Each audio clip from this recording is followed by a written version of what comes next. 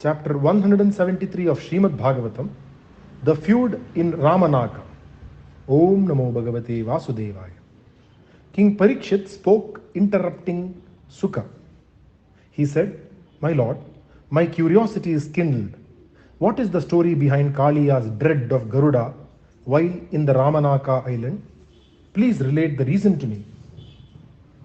Shuka smiled as if to say, "Your curiosity is insatiable," and then said, "People are scared of the bite of the snake and they try in several ways to avert the danger from snakes. People therefore tried to pacify the snakes by offering some bali, eatable for the snakes on every new moon day. This offering would be left under the Ashwatha tree, and the snakes, bound as they were by their promise, would accept the bali and leave the people unmolested. The snakes, in their turn, were afraid of Garuda. So, to pacify him, they would give a portion of their food to him on the same new moon day. Kaliya, the son of Kadru, was a youngster and full of arrogance. The poison that was in him made him more arrogant than the rest of his clan. He said that this offering to Garuda was just a sign of cowardice and defiantly ate up what should have been offered to Garuda.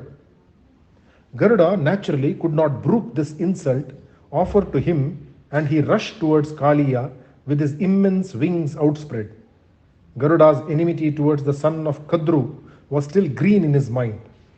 He remembered the years of servitude his mother had to undergo because of the tyranny of Kadru and her wicked sons. So, Garuda, finding an opportunity to vent his anger, rushed with great fury towards Kaliya.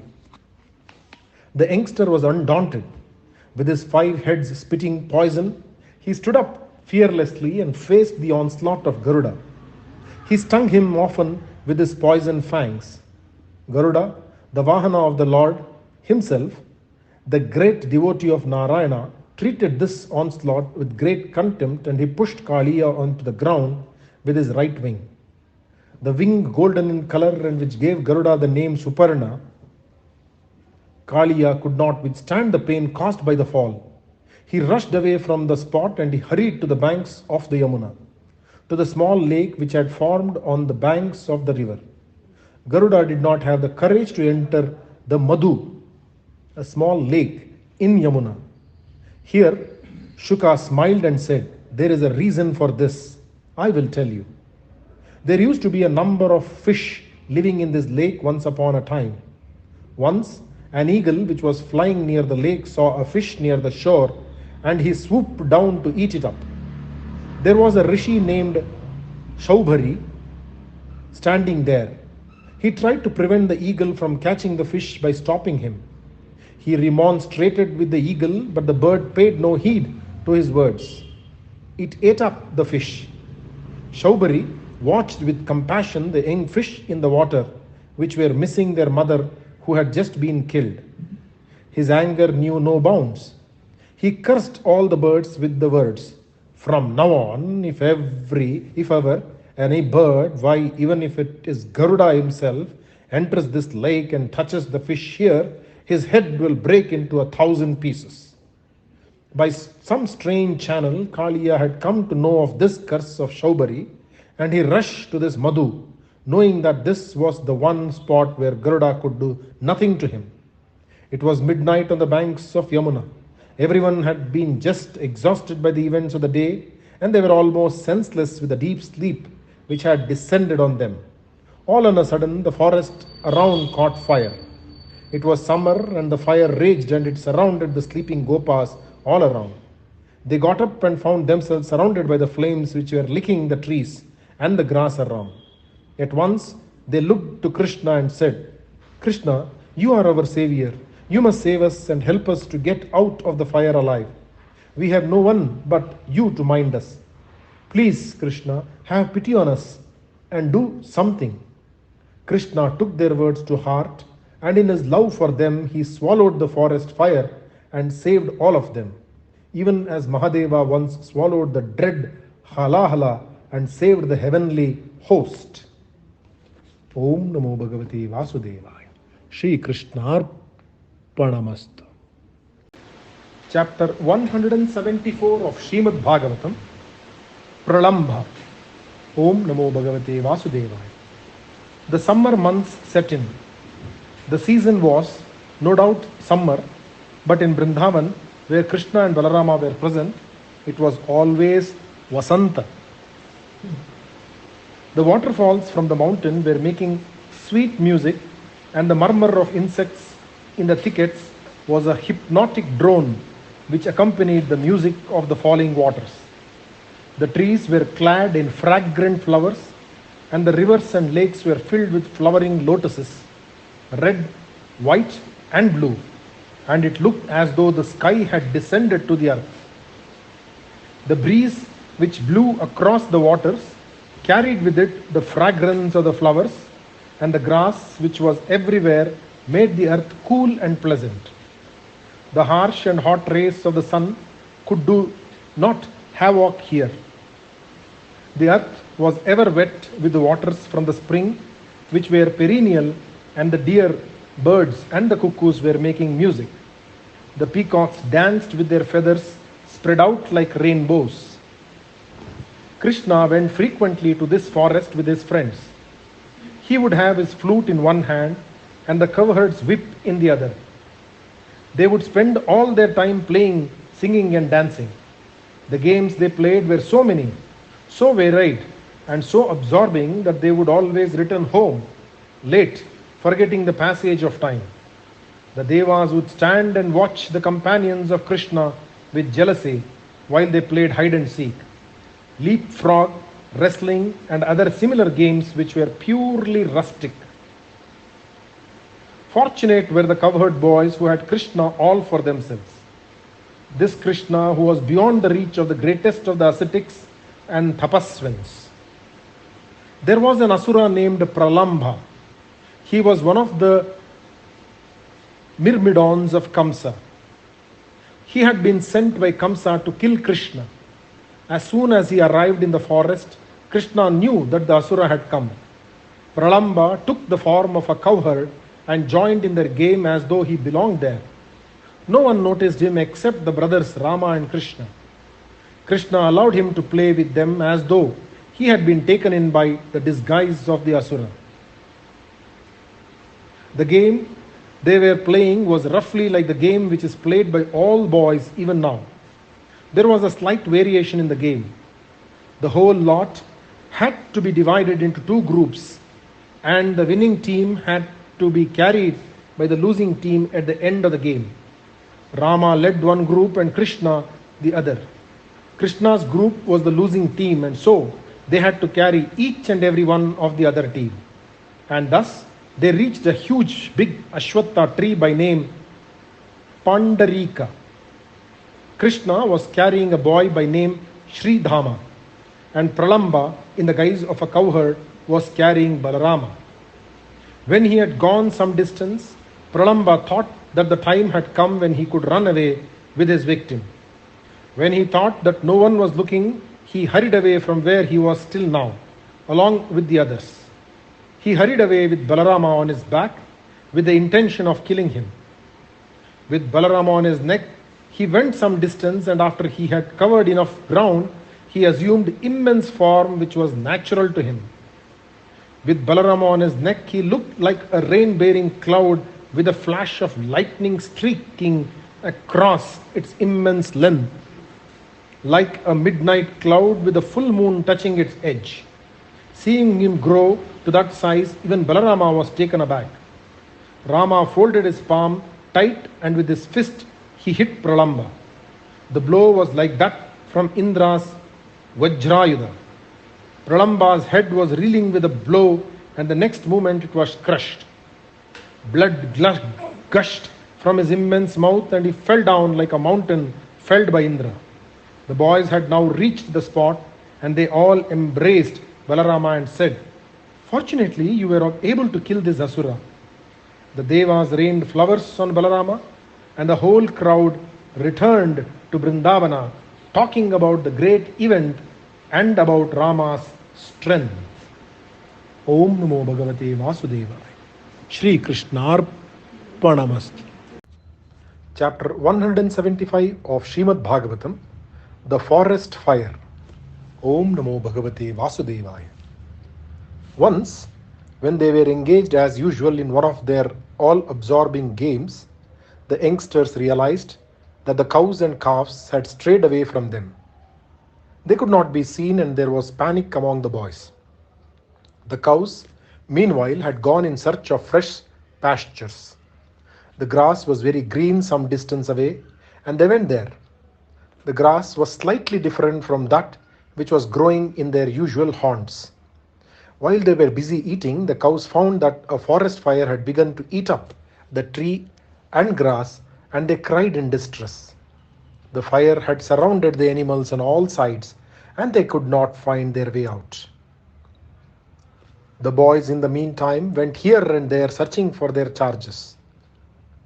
They followed the hoof marks and the trail of blunted grass which had been eaten by the cows. They could not find their charges anywhere. Krishna called out their names one by one in his resonant voice. Hearing him call out to them, the cows moved back in reply. There was relief and there was agony in their cries. The fire, in the meantime, had spread. Tongues of flames were soaring to the skies, and hot-aired filled the surrounding atmosphere. The fire now enveloped the boys also. The children were panic-stricken and they shouted, "Krishna, Krishna, please do something. Rama, help us. Only you both are capable of helping us, of saving the cattle. Again and again you have done it. The fire is eating up everyone, and if you delay, we will all perish. Please, Krishna, save us from this calamity." Krishna listened to their cries and said, "Please do not be afraid. So long as I am here, there is no need for anyone to be afraid. Close your eyes, every one of you, and do not open them until and unless I ask you to." The children obeyed him.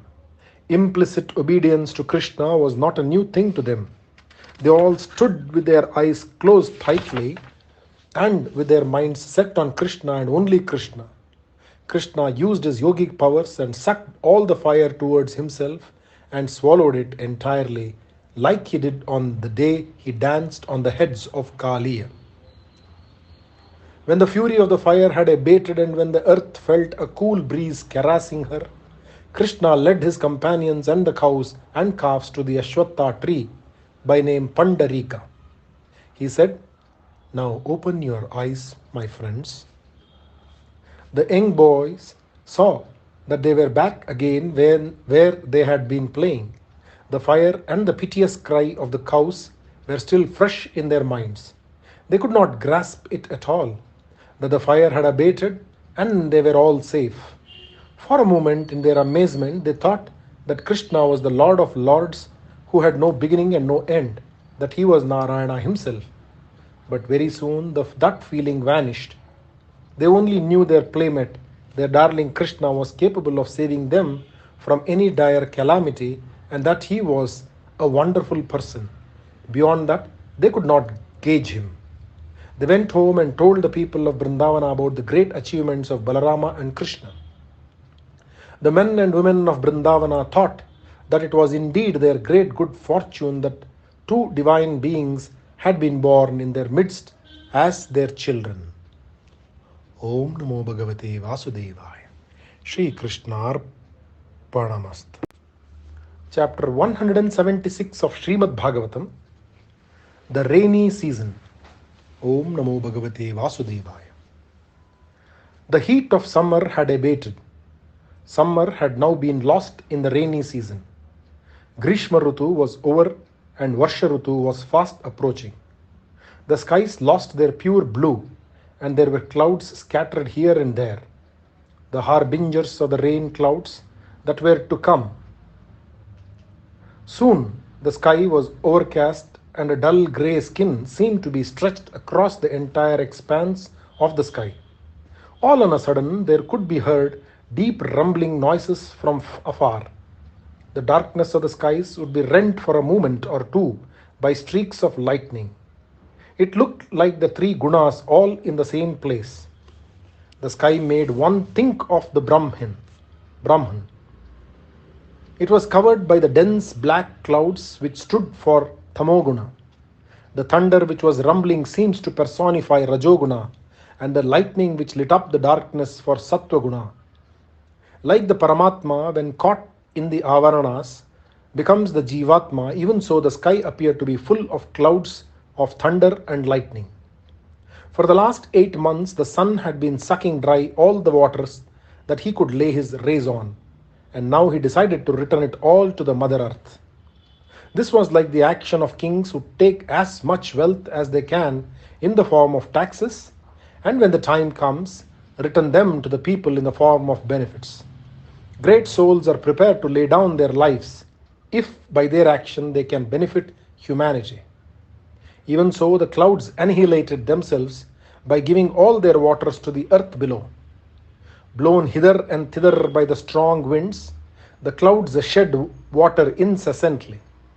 The water which had become thin, emaciated because of the heat of summer, once again became luscious and full of greenery. When night set in, the stars and planets could not be seen. The only light that could be found was the twinkling uncertain light shed by the glowworms. It seemed like the Kali Yuga, when the Vedic paths would be forgotten and only improper and immoral ways of life would be evident. The frogs, which had been silent till now, began to croak incessantly all of a sudden, which brought to mind the parallel of young boys at their studies, who, when they find their master approaching, will suddenly begin to recite their lessons in a loud voice. Small and insignificant brooks and streams, which till now were unnoticed, suddenly filled up with water, and they resembled small men who had been denied the pleasure of the senses for a long time, who had been denied the thrill of being rich, and who, when they suddenly achieved these, behaved turbulently without knowing how to curb their vain desires, and who did not know how to pull the reins on their wayward minds. The fields were green with the crops growing lush and luxuriant. Everything looked beautiful on the face of the earth, which was drenched in the pure water from the clouds, water which was sweet, fresh, and cool.